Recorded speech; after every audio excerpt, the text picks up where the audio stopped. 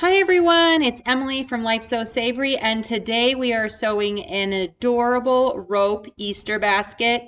These are so fun to make. They're pretty quick and easy, and I'm just in love with how they turned out. So this is the green one. I sewed 3 of these yesterday.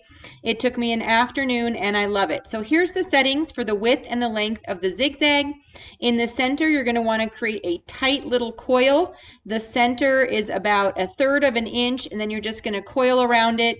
You're going to have to go back and forth with the zigzag, and the first few stitches are not going to be easy. They're not going to be going in a circle. It's just going to be a bit of back and forth, back stitching. You can see here I'm using my scissors, or you can use a stylus to help you kind of go back and forth, but you're going to be pivoting on your needle, doing some up and down, back and forth until you get several coils going around that middle pinched circle. Once you have 3 or 4 coils going around your circle, then you can start to just go simply around and around, and it will be much smoother, and you can just sew at a steady pace. Until then, you will have to pivot and circle. But now you can see here that as I've got several coils going, I can just slide the rope with my right hand and turn the coil with my left hand and sew more continuously. If you keep the rope untangled, then you can just sew quickly. Here's it sped up from above, and you can see that I'm just going to sew quickly around and make quick progress. I'm going to sew until my bottom flat piece is about 6 inches across the coils.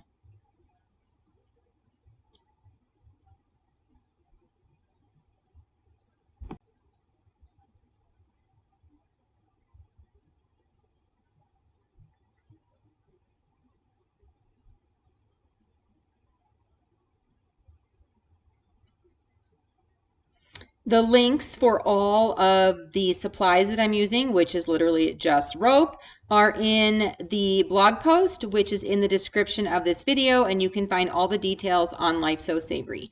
When your coils are about 6 inches, then we're going to start to curve up the sides of the basket. So with your left hand, you're going to lift that bottom. You want to lift it almost straight up, and you're going to start to make the sides of the basket. So it will naturally start to make the sides of the basket if you lift the coils straight up as you're sewing, and then you're going to start to sew to the sides of the rope, not flat on top of it.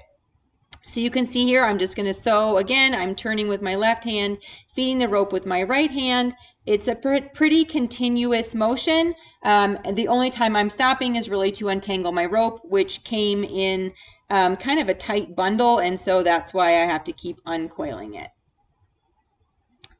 You'll start to see the basket form. Again, instead of sewing on the side of the rope as you did on the bottom, you want to sew on top of each piece of the rope. I'm going to start to show a couple different angles here of my hand.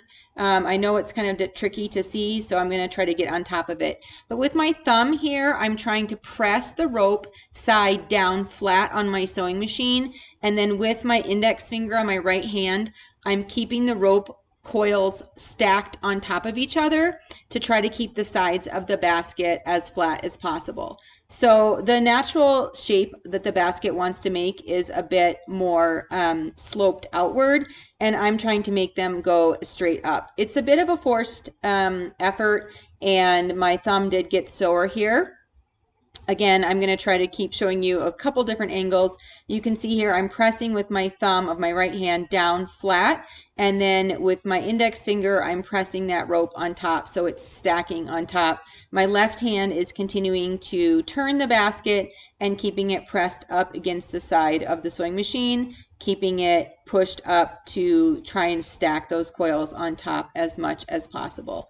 You're going to want to use thread that is, of course, as similar of a color as possible, and all your stitches should catch both pieces of rope in each stitch so that your basket is secure and strong.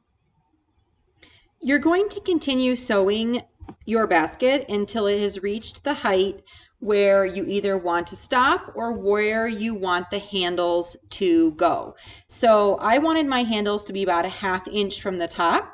So I am stopping for this next part about a 1/2 inch from the top. So I will show you how we're going to make the holes for where the handles go here in a minute. So we're going to be sewing and adding a little slit in the side. And the first way I'm going to do that is I'm going to take this basket off the sewing machine.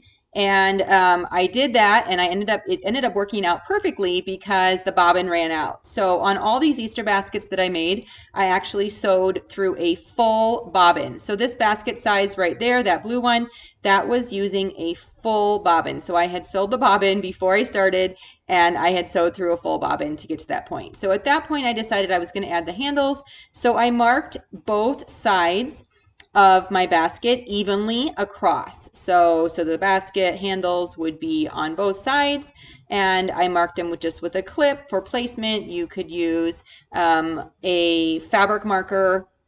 You could use a pin, whatever you want to mark. So I'm just going to add 2 clips here to add or to mark the sides. So I've got one side, then I sort of fold the basket in half to mark the other side.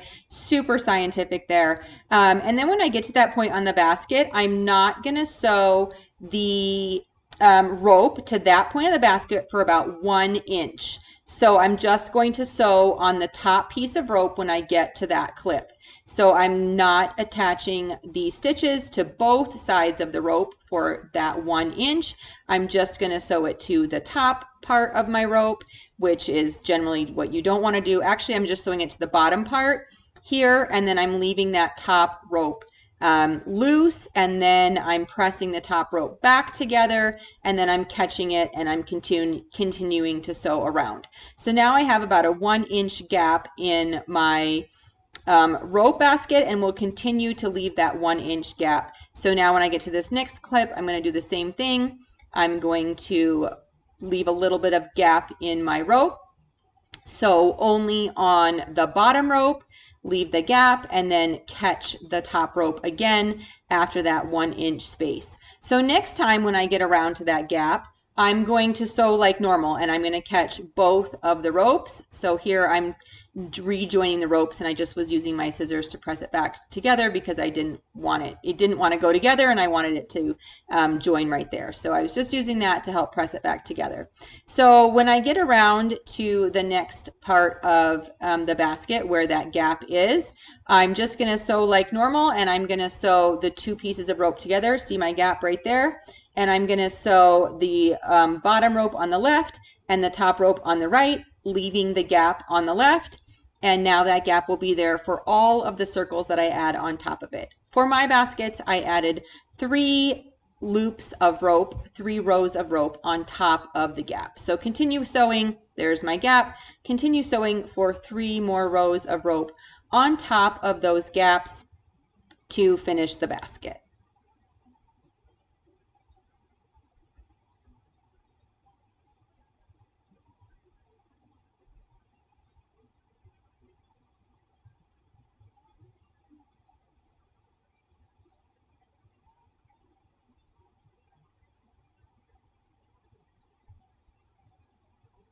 The final step for finishing the basket is to pull the rope from your right hand and overlap it inside the basket about 1 or 2 inches, and then zigzag over it into the basket. I'll show you here in a minute.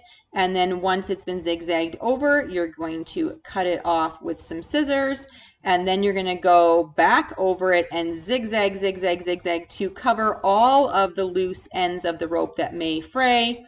And that will finish the edge of it, and it doesn't show from the top, and it actually gives a pretty nice finished edge. So here's what it looks like. It's just been zigzagged over once, but now I'm going to go back and really stitch it excessively to finish that edge, and then I don't want any of those ends to fray, so I'm just going to stitch, stitch, stitch, lots of back stitching there, and then it will be completely finished, and then hopefully that end won't fray, and it will be all completed. So this is cotton rope, so I can't burn it, so I do need to stitch it. For the handles, you're going to want to cut 3 pieces of rope that are about 26 to 28 inches long, depending on if you want a little bit longer or shorter handle. I cut mine a varied length. They weren't exact, so cut 3 pieces. Then you're going to stick those loose ends through one of the holes on the side of your basket. I didn't finish the ends of these ropes because I actually thought if it ends up fraying, that will look kind of cute. So I just left them loose, but tuck it through from the inside to the outside, and then tie all 3 of those together in a knot. And then from the inside of the basket, you are going to braid the rope until you get to the end and have about 3 inches of rope left. And then you will stick that other end of the rope through this slit on the other side, tie the knot off on that side. If you end up having more rope than you want and the handle is getting too long, then you can always cut it off. So, in some ways it's always best to cut more rope than you need, and then you can always trim, which is what I did on this one. So tie off that rope, and then you can trim the ends. I actually do hope they fray a little bit, and then there is your finished rope Easter basket. And I just love the result, and I can't wait to use it. So enjoy!